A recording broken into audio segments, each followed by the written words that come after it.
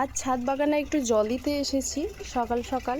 তো ছাদটা আজকে পরিষ্কারও খানিকটা করব। ওদিকে দেখো অলরেডি পরিষ্কার করার জন্য সব নোংরাগুলো বের করেছি আর ট্যাঙ্কের চারপাশটা পরিষ্কার করেছি। তো এই সাইডে গাছগুলো এনে রেখেছি। তো এসে দেখলাম অনেকগুলো সবজি আর কি হারভেস্ট করার মতো সময় হয়ে গেছে। তো চলো তোমাদের দেখাই যে কুমড়োটা ছবি তোমাদেরকে দিয়েছিলাম, সেই কুমড়োটা মোটামুটি বড় হয়েছে। আর প্রচণ্ড রোদ যেহেতু, তো এর একটু কালার চেঞ্জ হয়ে যাচ্ছে। ভাবলাম যে আজকে হারভেস্ট করে নিই। এই যে দেখো আরও একটা কুমড়ো ধরেছে। আর ওই যে পিছনের একটা ফুলের মতো থাকে সেটা আমি ফেলে দিয়েছি, কারণ ওটা দেখছি যে পচে যাচ্ছে, তার জন্যই। তো আজকের কুমড়ো হারভেস্টিং করে নিয়ে যাব, কুমড়োটা তুলবো। আর গাছে অনেক লঙ্কাও হয়েছে, নোটে শাকও রয়েছে, তো এইগুলো আজকে তুলবো। আরও একটা জিনিস দেখাবো তোমাদের, চলো দেখাই। এই যে দেখো লাউ গাছটার অবস্থা খুবই খারাপ হয়ে গেছে গরমের চোটে। তো এর পাশে কিন্তু অনেক করলা হয়েছিল, করলাগুলো তোলা হয়নি। তো একটা করলা দেখলাম বড় হয়েছে মোটামুটি, তো এটা আজকে তুলে নিলাম। এই যে করলাটা, আর প্রচুর কিন্তু করলা ধরেছে। এই যে দেখো এই ধরেছে, এই ধরেছে, তারপর এর মধ্যে আরও একটা রয়েছে, ওই এই রয়েছে। মানে করলা গাছটা বেশ ভালো হয়েছে, এখানেও করলা রয়েছে। তো আপাতত ভাবছি এই গাছটা পুরো তুলে দেব না। এই দেখো কত করলা ধরেছে দেখো। তো একটা নিয়ে নিলাম, আর ওগুলো বড় হোক একসাথে তুলবো সব। চলো কুমড়োটা এবারে তুলে ফেলি। এই যে দেখো কুমড়োটা বেশ মোটামুটি ভালো সাইজ হয়েছে। পাকিয়ে পাকিয়ে তুলতে হবে, না হলে গাছটা পুরো নষ্ট হয়ে যাবে। এই যে তুলে ফেলছি, এবারে এটা পাকিয়ে পাকিয়ে তুলতে হবে, না হলে সমস্যা হবে।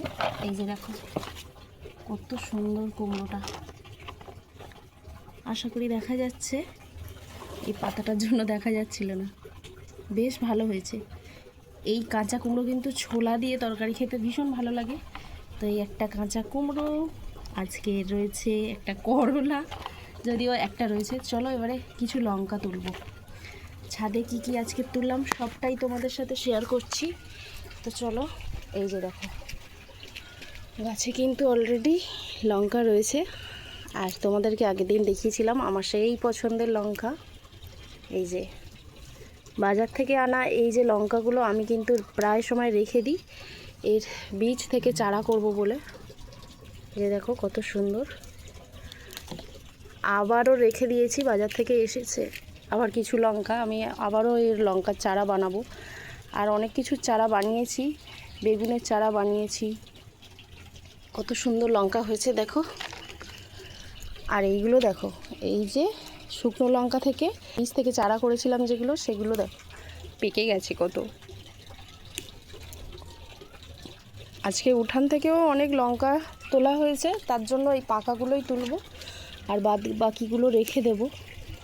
কারণ পেকে যাওয়াগুলো না তুললে এগুলো নষ্ট হয়ে যাবে। এই যে দেখো কত লঙ্কা,